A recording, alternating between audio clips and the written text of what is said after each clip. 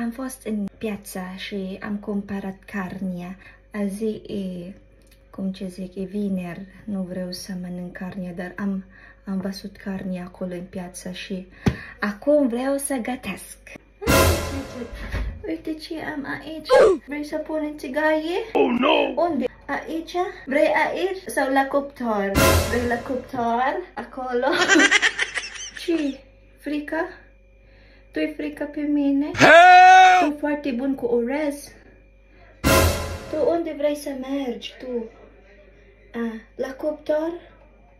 Sau la tigaie? Vrei la cuptor? Au, vrei la cuptor? Tuturor, carnea a scăpat.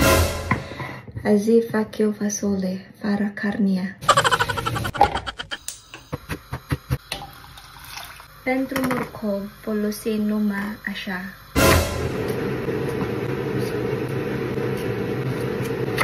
Sărade sau tăiată? Nu știu dacă e corect. Pune acum. Pune roșii acum. Ulei. Piper, sare. Ce am făcut?